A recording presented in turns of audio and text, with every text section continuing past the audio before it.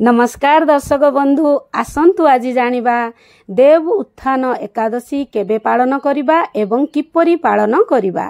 एही एकादशी को बड़ एकादशी कहा जाए। एक कार्तिक मासर शुक्ल पक्ष एकादशी तिथि को देव उत्थान एकादशी कहा जाए बा देव उठनी एकादशी बा हरि प्रबोधनी एकादशी बोली मध्य कहा जाए। कोहिनूर प्रेस पंजिका अनुसार एकादशी तिथि 1 नवेम्बर शनिवार दिन सकाळ 9:11 रु एकादशी तिथि प्रारंभ हेबो एवं नवेम्बर 2 रविवार दिन 7:32 रे समाप्त हबो। सूर्य उदय समय रे एकादशी तिथि थिबारु एही एकादशी अत्यंत शुभ होइथाए एवं द्वादशी युक्त एकादशी अत्यंत शुभ एवं फलदायी होइथाए। एकादशी रो पारणा आमे 3 नवेम्बर सकाळ 5:49 रु 9:36 भितरे आमे पारणा बा उद्यापन बा व्रत खोलिबा। देवशयन एकादशी रे प्रभु जोगनिद्रा रे सोईथिले एवं कार्तिक मास शुक्ल पक्षर देव उत्थान एकादशी दिन प्रभु उठिथिले। देव उठिथिले तेणु एही एकादशी को देव उठनी एकादशी बोली कहा जाए। एही एकादशी परे सबु शुभ कार्य आरंभ होइथाए। विवाह व्रत गृह प्रवेश इत्यादि कार्य जेउ माने प्रथम थर पाई एकादशी करिया पाई चाहुचंती एही एकादशी रु आरंभ करि पारिबे। कारण एही एकादशी कार्तिक मास रे पडुची। कार्तिक मास अत्यंत पवित्र मास, प्रभुंकर प्रिय मास एवं प्रभुंकर आराधना करिवार मास। तेणु एही दिनठु जदि कार्तिक व्रत आरंभ करिवे अत्यंत शुभ होइथाए। प्रथमे आमे ठाकुर घरे जेतेबेले पूजा करिबा प्रथमे आमे दीप प्रज्वलन करिबा एवं दीपंकु साक्षी रखी आमे पूजा कार्य आरंभ करिबा एवं दीपंकु प्रथमे पूजा करदबा। ओम दीप देवाय नमः एई भली चंदन सिंदूर अक्षत लगेई प्रथमे आमे दीपंकु पूजा करिबा परे आमर पूजा कार्य आमे आरंभ करिबा। आरंभ करिबा पूर्वरु प्रथमे आमे संकल्प नै जिबा। बिना संकल्प रे आमर पूजा सफल होई न थाए। प्रथमे हातरे जल कुश गुआ पुष्प दक्षिणा इत्यादि धरिबा। ओम विष्णुवे नमः ओम विष्णुवे नमः 3 थर कहिबा। हे प्रभु मु आपणको पूजा करिबा पई जाउची। निजर ना गोत्र बार सबु कहिबे एवं मते शक्ति दियंतु। मु आपणको पूजा भल भावरे करि पारिबी एवं मते सुख शांति आरोग्य प्राप्त करंतु। जदि मोर पूजा रे कोनोसी भूल थाए ताहाले मते क्षमा करंतु। एही भली आमे प्रथमे संकल्प नहीं जिबा। नेबा परे आमे पूजा कार्य आरंभ करिबा। जदि आपण कलश बसौचंती ताहाले बसई पारिबे, न बसेले मध्य किछि असुविधा नाही। एकादशी व्रत 3 दिन धरी पालन करा जाए। दशमी दिन ठारू पियाज रसुण रो सात्विक आहार करा जाए। गोटिए ओली अन्न भोजन करा जाए। सूर्य अस्त पूर्वरु अन्न भोजन करा जाए एवं राति रे विभिन्न प्रकार फ्रूट्स किंबा छेनापणा किंबा सागु इत्यादि आमे खाइबा, किंतु अन्न खिया जाए नाही दशमी तिथि राति रे। एवं एकादशी दिन मध्य अन्न खिया जाए नाही एवं फलाहार रहा जाई थाए। निर्जला रही पारिबे किंबा जल पी रही पारिबे किंबा फल आहार करी रही पारिबे। एवं द्वादशी दिन बिना पियाज रसुण रे सात्विक भोजन ग्रहण करा जाई थाए। एही भली 3 दिन आमे पूजा करिबा। एकादशी दिन संकल्प करिबा परे आमे भगवान को प्रथमे स्नान करे दबा। प्रथमे आमे एही दिन विष्णु स्वरूप भगवान लड्डू गोपाल हुअन्तु, प्रभु जगन्नाथ हुअन्तु आमे पूजा करिबा। प्रथमे पंचामृत रे स्नान करेबा। एही दिन पंचामृत भगवान को अर्पण करा जाई थाए। पंचामृतर भोग लगा जाई थाए एवं देवादेवी को अत्यंत प्रिय होई थाए पंचामृत। जदि पंचामृत नाही तेबे आमे हळदी किंबा गंगा जल रे स्नान करे पारिबा एवं फोटो को केवल सिंचन करिदबा एवं स्नान करिबा समय रे आमे भगवान को नाम जप करुथुबा। ବିନା ଜପରେ ଆମର କୌଣସି ପୂଜା ସମ୍ପୂର୍ଣ୍ଣ ହୋଇନଥାଏ। ତେଣୁ ଓଂ ନମୋ ଭଗବତେ ବାସୁଦେବାୟ ନମଃ, ଓଂ କ୍ଲିଂ କ୍ଲିଷ୍ଣାୟ ନମଃ ଏହିଭଳି ମନ୍ତ୍ର ଜପ କରି କରି ଭଗବାନଙ୍କର ନାମ ନେବା ହିଁ ଏକାଦଶୀରେ ସବୁଠୁ ବଡ଼ ପୁଣ୍ୟ କାମ। ଏବଂ ଏହି ଦିନ ଭଗବାନଙ୍କୁ ହଳଦିଆ ରଙ୍ଗର ବସ୍ତ୍ର ଏବଂ ପୁଷ୍ପ ଏବଂ ପଦ୍ମପୁଷ୍ପ ଅର୍ପଣ କରାଯାଇଥାଏ। ଭଗବାନଙ୍କୁ ହଳଦିଆ ରଙ୍ଗ ଅତ୍ୟନ୍ତ ପ୍ରିୟ ହୋଇଥାଏ ଏବଂ ପଞ୍ଚ ଉପଚାରରେ ପୂଜା କରାଯାଇଥାଏ।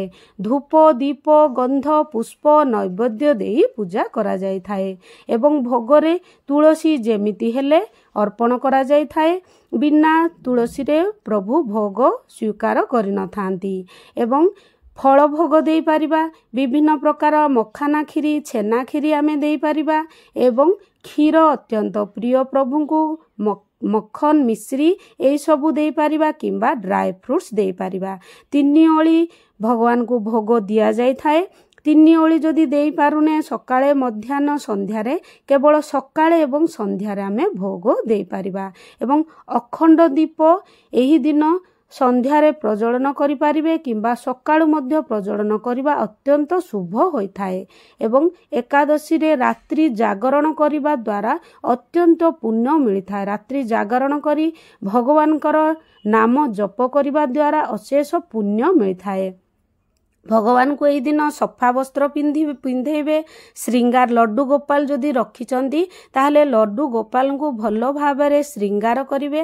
ଶ୍ରୀଙ୍ଗାର ହିଁ ଆମର ସେବା। ଭଗବାନଙ୍କୁ ତାଙ୍କର ପ୍ରିୟ ସାମଗ୍ରୀ ଅର୍ପଣ କରିବା ଏବଂ ପଇତା ଅର୍ପଣ କରିବା। ଏହିଭଳି ଭଗବାନଙ୍କର ନାମ ନେଇ ଆମେ ପୂଜା କରିବା ଏବଂ ସନ୍ଧ୍ୟାରେ ପୁଣି ଧୂପ ଦୀପ ଦେବା। ଏହି ବ୍ରତରେ ଆମେ ତା ପରଦିନ ସକାଳେ ପାରଣା କରାଯାଇଥାଏ। ପାରଣା ମାନେ ବ୍ରତ ଖୋଲିବା ବା ବ୍ରତ ଉଦ୍ଯାପନ କରିବା। ଠିକ୍ ସମୟରେ ଯଦି ଆମେ ପାରଣା କରୁଛେ ତେବେ ଆମର ବ୍ରତର ଫଳ ଆମକୁ ମିଳିଥାଏ। ଠିକ୍ ବିଧିରେ ପୂଜା କରିବା ଏବଂ ଠିକ୍ ବିଧିରେ ପାରଣା ଯଦି ଆମେ କରିବା, ବ୍ରତ ଖୋଲିବା, ତେବେ ଏକାଦଶୀର ଫଳ ଆମକୁ ମିଳିଥାଏ। ତେଣୁ ଏହି ଦିନ ବ୍ରହ୍ମ ମୁହୂର୍ତ୍ତରେ ଯଦି ଆମେ ଉଠିବା, ପ୍ରଥମେ ଆମେ ସୂର୍ଯ୍ୟ ପୂଜା ଏବଂ ବୃନ୍ଦାବତୀ ମାଙ୍କ ପୂଜା ପରେ ଆମେ ବ୍ରାହ୍ମଣ ଭୋଜନ ବାହାର କରିବା। କିଛି ଦକ୍ଷିଣା କିଛି ସଞ୍ଚା ଆମେ ବାହାର କରିବା ଏବଂ ସଞ୍ଚାକୁ ଧରି କହିବା, ହେ ପ୍ରଭୁ ଏକାଦଶୀର ସାମାନ ମୁଁ ବ୍ରାହ୍ମଣ ଦେବତାଙ୍କୁ ଦାନ କରୁଛି। ଏହିଭଳି କହି ରଖିଦେବେ। ଯଦି କିଏ ମନ୍ଦିର ଯାଉଛନ୍ତି ଦେଇଦେବେ କିମ୍ବା ନିଜେ ଯାଇ ଦେଇଦେବେ କିମ୍ବା ପରେ କେତେବେଳେ ଦେଲେ ମଧ୍ୟ ହେବ। ବ୍ରାହ୍ମଣ ଭୋଜନ ଦେବା ପରେ ହିଁ ଆମେ ଆମର ବ୍ରତ ଖୋଲିବା। ଭଗବାନଙ୍କୁ ଧୂପ ଦୀପ ଭୋଗ ଅର୍ପଣ କରିବା, ତାପରେ ଆମେ ଆମର ବ୍ରତ ଖୋଲିବା। ପାରଣା ଦିନ ଚାଉଳ ଦାନ କରିବା ବହୁତ ଶୁଭ ହୋଇଥାଏ। ତେଣୁ ଗରିବ ଏବଂ ବ୍ରାହ୍ମଣଙ୍କୁ ନିଶ୍ଚୟ ଦାନ କରିବେ। ଦ୍ୱାଦଶୀ ଦିନ ବ୍ରତ ଖୋଲିବା ପରେ ହିଁ ଆମେ ଅନ୍ନ ଭୋଜନ ସେଦିନ ଯେମିତି ହେଲେ କରାଯାଇଥାଏ। ଠାକୁରଙ୍କୁ ଆମେ ଖିଚିଡ଼ି ସେଇଦିନ ବନେଇକି ଦେବା ଅତି ଉତ୍ତମ ହୋଇଥାଏ। ଖିଚିଡ଼ି ପ୍ରସାଦ ରୂପେ ମଧ୍ୟ ଆମେ ପାରଣା କରିପାରିବା। ଏବଂ ଏହି ଦିନ ଆମେ ଯେତେବେଳେ ପୂଜା ସରିବା ପୂର୍ବରୁ ଭଗବାନଙ୍କୁ ଫଳ କିମ୍ବା କ୍ଷୀର କିମ୍ବା ମଖନ ମିଶ୍ରିର ଭୋଗ ଲଗେଇଦେବା। ତାପରେ ଆମେ ସେହି ଭୋଗରୁ ଆମେ ଆମର ବ୍ରତ ଖୋଲିବା। ବ୍ରତ ଆମେ ନିର୍ମାଲ୍ୟରେ ଖୋଲିପାରିବା। ନିର୍ମାଲ୍ୟ ସବୁଠୁ ଶ୍ରେଷ୍ଠ ହୋଇଥାଏ।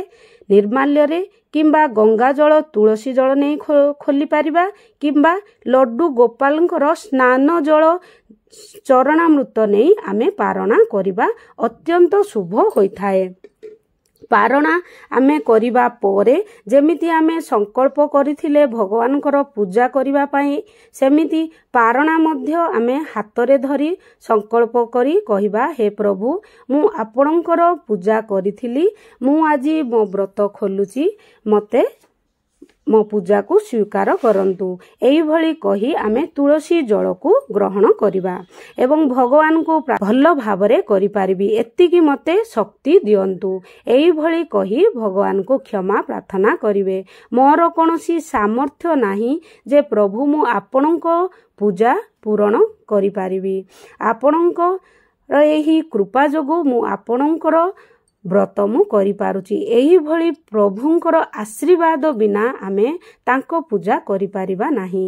ଏହା କହି ଭଗବାନଙ୍କୁ ପ୍ରଣାମ କରିବା ଏବଂ ଭଗବାନଙ୍କ ଠାରୁ ଆଶୀର୍ବାଦ ନେବା, ଯାହା ମୋ ପୂଜାରେ ଭୁଲ ଥାଏ ମୋତେ କ୍ଷମା କରିବେ। ଶେଷରେ କ୍ଷମା ପ୍ରାର୍ଥନା ଯେମିତି ହେଲେ ବି କରିବେ। ଯାହା ଜାଣିଥିଲି, ଯେତିକି ଜାଣିଥିଲି, ପ୍ରଭୁ ମୋତେ କ୍ଷମା କରନ୍ତୁ। ଏହି ବ୍ରତ କରିବା ଦ୍ୱାରା ଆମର ସମସ୍ତ ପାପ ନଷ୍ଟ ହୋଇଥାଏ ଏବଂ ଗୋଟିଏ ବର୍ଷ ଯଦି ଆମେ ଏକାଦଶୀ ବ୍ରତ କରୁଛେ ତେବେ ଏହି ଜନ୍ମର ପାପ ନଷ୍ଟ ହୋଇଥାଏ। ଯଦି 7 ବର୍ଷ ଆମେ ଏକାଦଶୀ ବ୍ରତ କରୁଛେ ତେବେ 7 ଜନ୍ମର ପାପ ନଷ୍ଟ ହୋଇଥାଏ। 11 ବର୍ଷ ଯଦି ଆମେ ବ୍ରତ କରୁଛେ ତେବେ ଜନ୍ମ ଜନ୍ମର ପାପ ନଷ୍ଟ ହୋଇଥାଏ। ଏକାଦଶୀ ବ୍ରତ ନାରାୟଣ ଭଗବାନଙ୍କୁ ଅତ୍ୟନ୍ତ ପ୍ରିୟ ହୋଇଥାଏ। ତେଣୁ ତାଙ୍କୁ ପ୍ରସନ୍ନ କରିବା, ତାଙ୍କୁ ପ୍ରାପ୍ତ କରିବାର ଅଛି। ତେବେ ଏକାଦଶୀ ବ୍ରତ କରି ପୁଣ୍ୟ ଅର୍ଜନ କରିପାରିବା ଏବଂ ଏହି ଦେବଉତ୍ଥାନ ଏକାଦଶୀ ଦିନଠାରୁ ଆମର ପଞ୍ଚୁକ ବ୍ରତ ଆରମ୍ଭ ହୋଇଯାଇଥାଏ। 5 ଦିନ ଧରି ଏହି ବ୍ରତ କରାଯାଇଥାଏ। ଏହାକୁ ଭୀଷ୍ମ ପଞ୍ଚୁକ ମଧ୍ୟ କୁହାଯାଏ। ଭୀଷ୍ମ ପିତାମହ ମଧ୍ୟ ଏହି ବ୍ରତ କରିଥିଲେ। ଯେଉଁମାନେ କାର୍ତ୍ତିକ ମାସରେ ସ୍ନାନ ଦାନ କରିନାହାନ୍ତି, ଏହି 5 ଦିନ କରି ସେହି ପୁଣ୍ୟ କମେଇ ପାରିବେ। ସୂର୍ଯ୍ୟ ଉଦୟ ପୂର୍ବରୁ ସ୍ନାନ କରି ବୃନ୍ଦାବତୀ ମାଙ୍କୁ ଦୀପ ଅର୍ପଣ କରି ଆମେ ମାସକର ପୁଣ୍ୟ ଏହି 5 ଦିନରେ ଆମେ କମେଇ ପାରିବା। ଏବଂ ଏହି ଦେବଉତ୍ଥାନ ଏକାଦଶୀ ଦିନ ମା ତୁଳସୀଙ୍କର ବିବାହ ପ୍ରଭୁ ଶାଳଗ୍ରାମଙ୍କ ସହିତ କରାଯାଇଥିଲା। ତେଣୁ ଏହି ଦିନ ଯେମିତି ହେଲେ ଆମେ ପ୍ରଭୁଙ୍କର ସ୍ୱରୂପଙ୍କୁ ଆମେ ମାଙ୍କ ସହିତ ବିବାହ କରେଇବା। ଏହି ଭିଡ଼ିଓଟି ମୋର ତୁଳସୀ ବିବାହ ଭିଡ଼ିଓଟି। ଯଦି ଏହା ଦେଖୁଛନ୍ତି ତାହେଲେ ଆପଣଙ୍କୁ ତୁଳସୀ ବିବାହ ବିଷୟରେ ଜାଣିଯିବେ। ଏହିଭଳି ଆମେ ଏକାଦଶୀ ଦିନ ବ୍ରତ କରି 1000 ଅଶ୍ୱମେଧ ଯଜ୍ଞର ଫଳ ପାଇପାରିବା। ଏତେ ଶକ୍ତିଶାଳୀ ଏହି ବ୍ରତ। ଆମେ ଏହି ବ୍ରତ କରିବା ଦ୍ୱାରା ସୁଖ, ଶାନ୍ତି, ସମୃଦ୍ଧି ଏବଂ ବୈଭବ ପ୍ରାପ୍ତ ହେବା ସହିତ ଅନ୍ତିମରେ ଆମେ ବୈକୁଣ୍ଠ ପ୍ରାପ୍ତ କରିପାରିବା। ଯଦି ମୋ ଭିଡ଼ିଓଟି ଭଲ ଲାଗିଥାଏ ତାହେଲେ ନିଶ୍ଚୟ ଲାଇକ୍, ସେୟାର ଏବଂ ସବସ୍କ୍ରାଇବ୍ କରିଦେବେ। ରହିଲି। ଓମ୍ ନମୋ ନାରାୟଣ।